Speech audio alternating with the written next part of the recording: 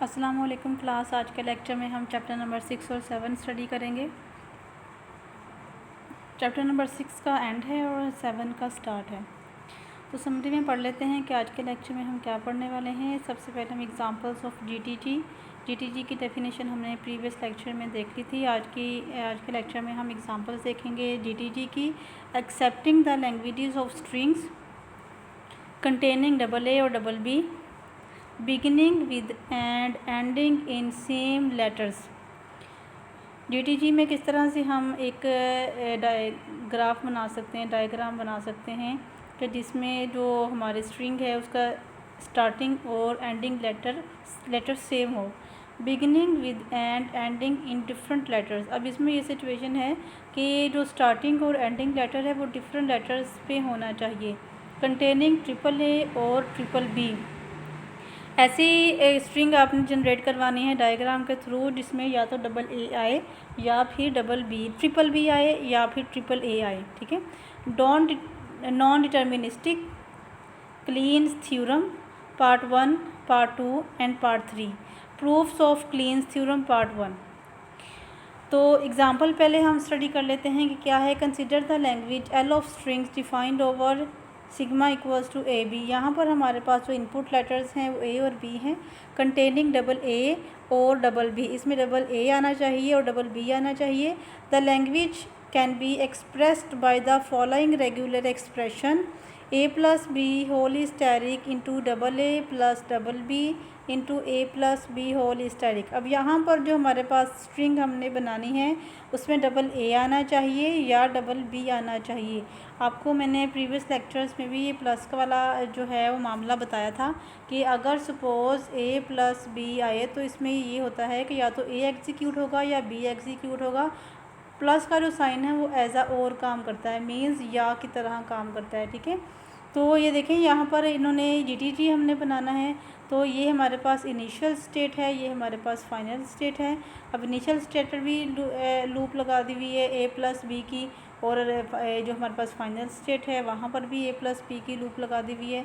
देखिए यहाँ पर double a plus double b. अब यहाँ पर डबल ए और डबल बी एग्जीक्यूट हो रहा है।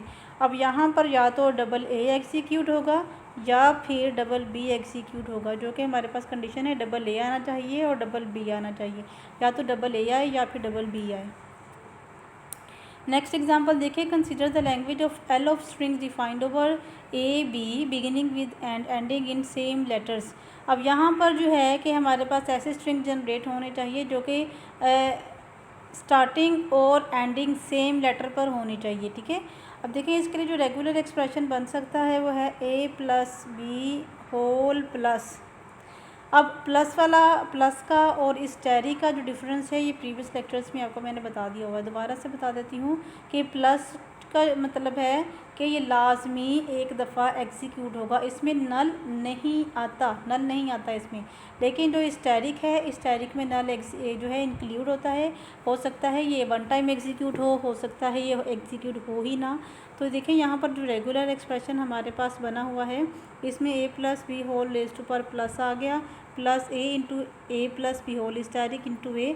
अब देखिए यहाँ पर इसके जो स्टार्टिंग और एंडिंग में देखें A into A plus B whole asterisk into ए।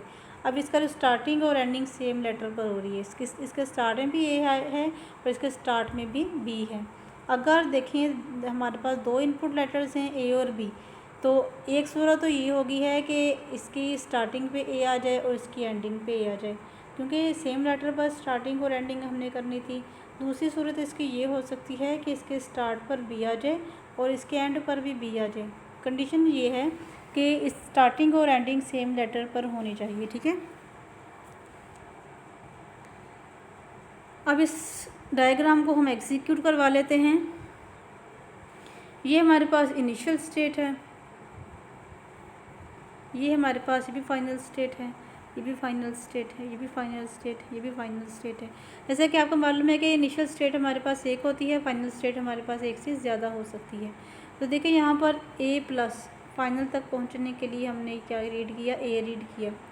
उसके बाद देखें अगर यहाँ पर हम स्टे नहीं करते, आगे नेक्स्ट मूव करते हैं, तो देखें हमने बी प्लस रीड किया, उसके बाद ए प्लस रीड किया, तो ये हमारे पास इनिशियल और फाइनल में देखें हमारी बिगिनिंग और एंडिंग सेम लेटर पर हो रही है। अगर हम यहाँ से भी घूमकर वापस फाइनल स्टेट तक जाएँ तो भी हमने ए ही रीड करना है। तो और ये एक रास्ता हमारे पास ये है, दूसरा रास्ता हमारे पास ये है। दूसरे रास्ते में देखें मैंने स्टार्टिंग में बी रीड किया, फिर ए रीड किया, फिर हमने बी रीड किया।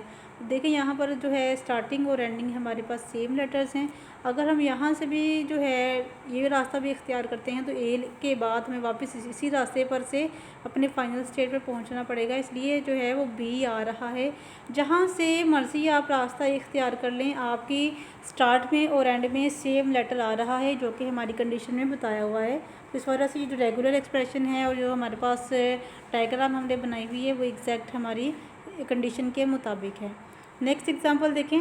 Consider the language L of strings of defined over sigma equals to a b beginning and ending in different letters. इसकी स्टार्टिंग और एंडिंग जो है वो डिफरेंट लेटर्स पर होनी चाहिए। तो इस सूरत में हमारे पास रेगुलर एक्सप्रेशन क्या बन सकता है, क्योंकि हमारे पास दो इनपुट लेटर्स हैं ए और बी, तो A plus B whole asterisk into B. अगर स्टार्टिंग ए से हो रही है ना तो एंडिंग इसकी बी पर हो जाएगी। अगर इसकी बी से बी पर स्टार्टिंग हो रही है तो देखें A plus B whole asterisk into A. तो अगर ए बी पर स्टार्टिंग हो रही है तो उसकी एंडिंग हो जाएगी ए पर। तो यहाँ पर भी जो डायग्राम बनाई हुई है उसमें भी हमारे पास जो है एक इनिशियल स्टेट है 1 और 2, दो हमारे पास फाइनल स्टेट्स हैं।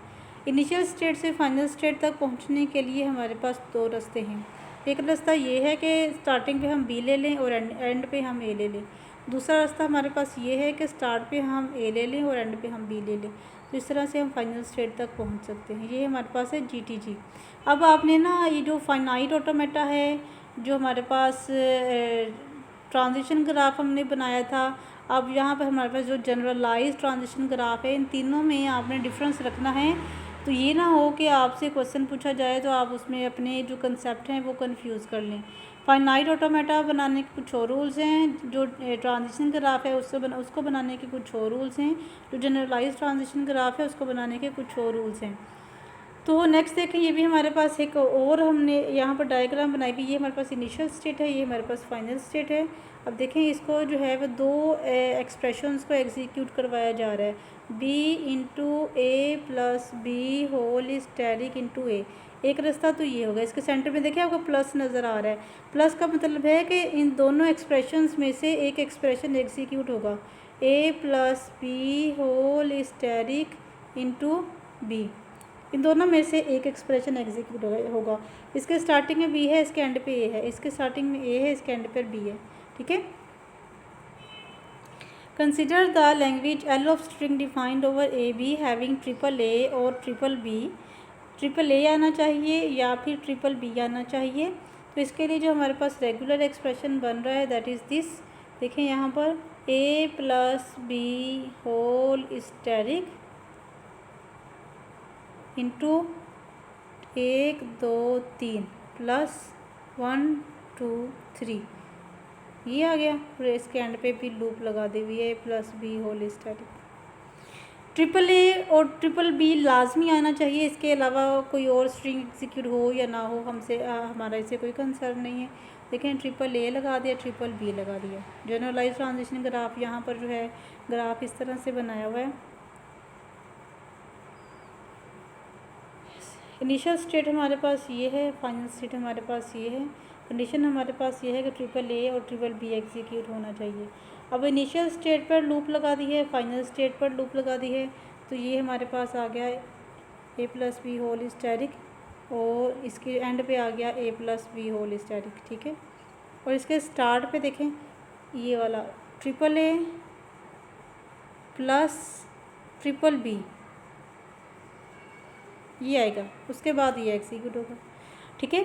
तो अब नेक्स्ट जो हमारे पास डायग्राम ये बनाई हुई है, इसमें देखें यहाँ पर जो रेगुलर पूरा का पूरा रेगुलर एक्सप्रेशन एग्जीक्यूट करवा दिया है, A plus B whole asterisk into 1 2 3 plus 1 2 3 into A plus B whole asterisk. ठीक है। नेक्स्ट देखें non determinism. Transition graph and generalized transition graphs provide certain relaxations, ये हमें कुछ रिलैक्सेशंस प्रोवाइड करती हैं। फॉर एग्जांपल क्या रिलैक्सेशन प्रोवाइड करती हैं? There may exist more than one path for a certain starting और there may not be any path for a certain string. This property creates non-determinism. Non-determinism का मतलब है कि हो सकता है कि यहाँ पर हमारे पास एक से ज़्यादा रास्ते हों स्ट्रिंग जनरेट करवाने के, या फिर ये भी हो सकता है कि कोई भी रास्ता ना हो स्ट्रिंग जनरेट करवाने के। इस मैकेनिज़्म को हम कहते हैं non determinism. And it can also help in differentiating TGs or GTGs from FAs. Hence an FA is also called a deterministic finite automata. हम जो FA है, FA को deterministic finite automata भी कहते हैं। बच्चों ये वाली जो चीज़ें हैं MCQs वगैरह में पूछी जा सकती हैं कि FA को हम क्या कह सकते हैं, या फिर नॉन डिटर्मिनिज्म कंडीशन क्या होती है। तो FA is also called deterministic finite automata. FA को हम डिटर्मिनिस्टिक फाइनाइट ऑटोमेटा भी कहते हैं। और नॉन डिटर्मिनिज्म हमारे पास ये होता है कि हो सकता है एक से ज़्यादा रास्ते हों स्ट्रिंग जनरेट करवाने की, या फिर ये भी हो सकता है कि कोई भी रास्ता ना हो स्ट्रिंग जनरेट करवाने का, उसको हम कहेंगे नॉन डिटर्मिनिज्म। नेक्स्ट हमारे पास है Kleene's theorem. If a language can be expressed by FA or TG or regular expression, then it can also be expressed by other two as well. It may be noted that the theorem is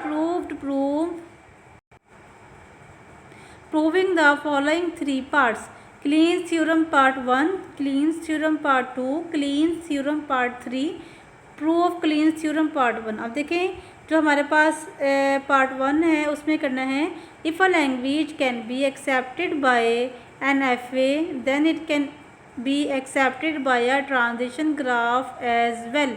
अगर एक language जो है FA accept कर रही है तो वही language TG को भी एक्सेप्ट करना चाहिए।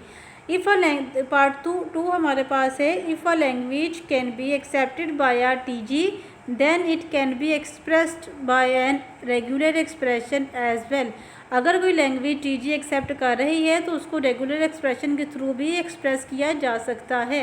पार्ट 3 है Kleene's theorem. If a language can be expressed by a regular expression then it can be accepted by an FA as well. अगर कोई लैंग्वेज रेगुलर एक्सप्रेशन को एक्सेप्ट कर रही है के थ्रू एक्सप्रेस किया जा रहा है तो उसको FA को भी चाहिए कि उसको एक्सेप्ट करे। तो प्रूफ है हमारे पास क्लीन्स थ्योरम का। पार्ट 1 का देखें since every FA can be consider to be a TG as well therefore there is nothing to prove. अगर हम कहते हैं कि FA जो है वो कंसिडर की जा रही है, since every FA can be consider to be a TG as well, अगर चूँकि हर FA जो है उसको हम कंसिडर कर लेते हैं कि वो उसको एज अ TG भी अगर हम कंसिडर कर लेते हैं देयरफॉर, इसलिए there is nothing to prove, इसलिए कुछ भी चीज़ प्रूव करने की ज़रूरत नहीं है। तो हैंस प्रूव हुआ कि FA जो है अगर कोई भी लैंग्वेज FA एक्सेप्ट कर रही है तो वही लैंग्वेज TG भी एक्सेप्ट कर ही लेगी। ठीक है, तो यहाँ तक था आपका लेक्चर। आई होप कि आपको समझ आई होगी। अगर किसी पॉइंट के समय नहीं लगी तो आप मुझसे कमेंट करके पूछ लीजिएगा। अपना ख्याल रखिएगा, दुआ में याद रखिएगा। टेक केयर, अल्लाह हाफिज़।